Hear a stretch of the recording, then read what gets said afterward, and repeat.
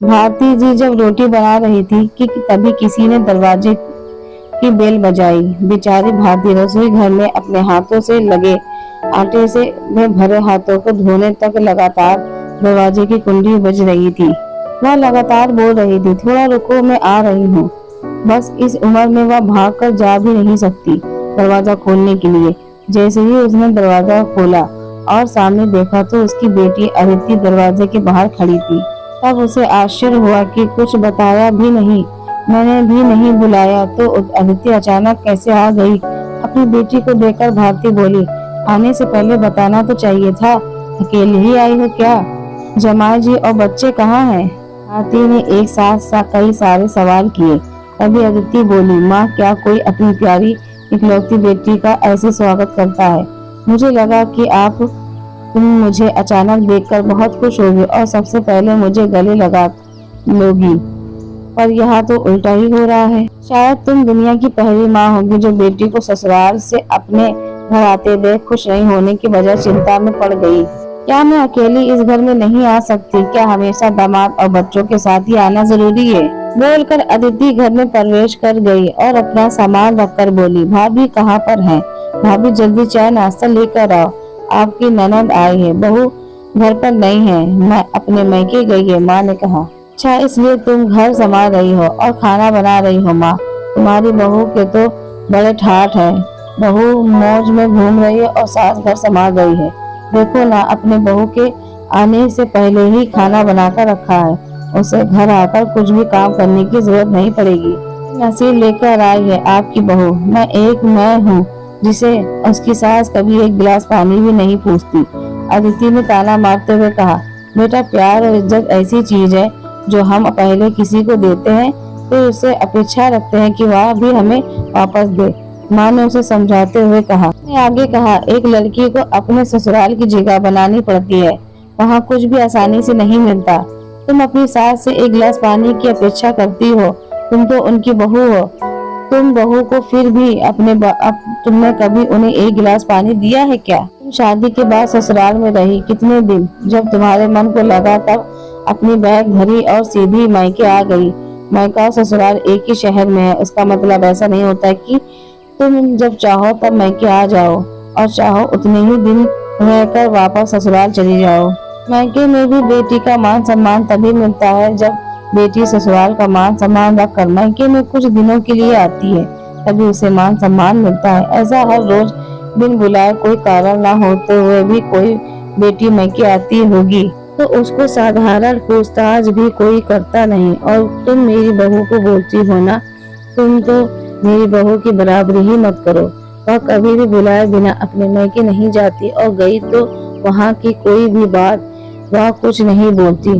जब घर में रहती है तब वह मुझे घर में कोई भी काम को हाथ लगाने नहीं देती। अब मेरी इच्छा में घर में काम कर रही हूँ, वह मुझे काम करने को नहीं कह गई। अपनी बेटी को माँ के सिवाय अच्छा कौन समझ सकता है? मुझे तुम्हारा स्वभाव अच्छी तरह पता है। तुम्हारे ससुराल में जब लोग अच्छे हैं तुम ही उनके साथ मिलजुल कर रहना नहीं चाहती। ससुराल तो ससुराल होती है और मायका तो मायका होता है। मायके में घर का काम अपनी मर्जी से होता है, ससुराल में सबसे पहले सबका दिल जीतना पड़ता है, अपना अपना पड़ता है। उसके लिए छोटी से लेकर बड़ी तक सबको प्यार करना पड़ता है, सबकी पसंद नापसंद का ध्यान रखना पड़ता है, सबसे प्यार से बोलकर सबको उनके घर के कामों में मदद करनी पड़ती है। फिर भी सब लोग घर में आई नहीं बहू को स्वीकार करते हैं, उसे अपना मानते हैं। तुम जिम्मेदारी लेने के लिए ही तैयार नहीं हो, इसलिए रोज रोज मायके चली आती हो, यहाँ आकर भी वही करती हो। अभी की बात देख लो, घर में कदम भी नहीं रखा, उतने में भाभी को ऑर्डर देना शुरू कर दिया। भाभी, मुझे चाय नाश्ता लेकर आओ। वह व्यक्ति घर में है या नहीं, कैसी है उसकी तबीयत, ठीक कैसी है, वह पूछना भी जरूरी नहीं समझा।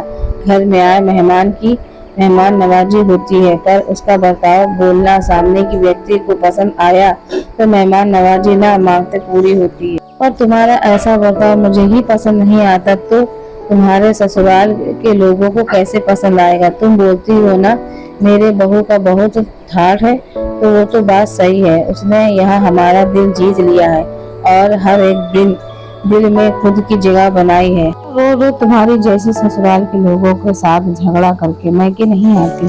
इस वजह से ससुराल और मैका दोनों जगह उसकी इज्जत होती है। जब तक उसे अपने मैके में बुलावा नहीं आता तब तक वह नहीं जाती।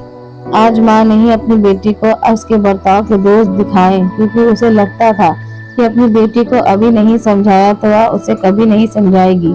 तब तक बहू भी घर आ गई। उसने अदिति को देखते ही वह बोली, अरे दीदी आप कब आई? मुझे फोन किया होता तो मैं जल्दी घर आ गई होती ना। इस पर अदिति बोली, नहीं भाभी, मैं वापस जा रही हूँ। अभी ही मेरी सास का फोन आया था, उसके सीने में दर्द हो रहा है, मुझे वापस जाना है, आऊंगी वापस कभी। ये एल बोलकर अदिति अपना सामान लेकर चली गई। तभी उसकी भाभी ने उसे रोकने का प्रयास किया। कि सास ने ही अपनी बेटी को रोकने के लिए मना किया और अपनी बहू को बोली, बहू जाने दो उसे, पहले अपना घर संभालने दो, उसके बाद उसे मैके में आने दो। तुम भी किसी की नहीं, बुलाने पर तुम्हारे मैके जाती हो क्या?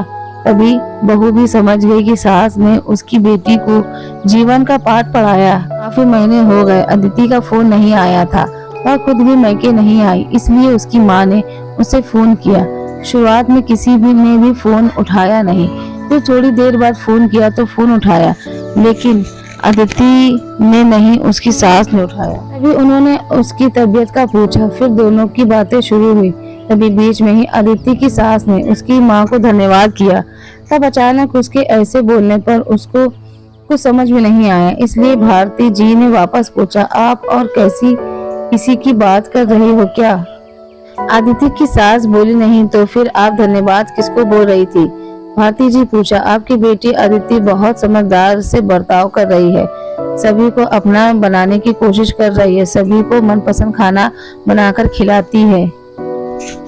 घर में बहुत आनंद का वातावरण बना है, कोई भी झगड़ा नहीं, जैसे स्वर्ग ही बन गया और हो मेरा घर, इसलिए मैं आपको धन्यवाद बोल रही हूँ। आपकी बेटी के अच्छे बर्ताव से यह दिन हमें दिखने मिला, यह बहुत धन्य हो गया। घर में पहले ही उसे उस तरफ से कोई भी अपेक्षा नहीं थी, पर अपने समझा कर भेजा और उसके स्वभाव में बदलाव आया। आज उसी अदिति को मैके जाने तो दूर की बात है, फोन पर बोलने के भी उसके पास वक्त नहीं है। आप अपनी गृहस्थी में व्यस्त हो गई हैं। दोस्तों, अभी माँ आने अगर आपकी बेटियों को ऐसा समझाया और उनको समझ में आ गया तो किसी भी घर में झगड़ा होगा ही नहीं और कोई भी घर नहीं टूटेगा।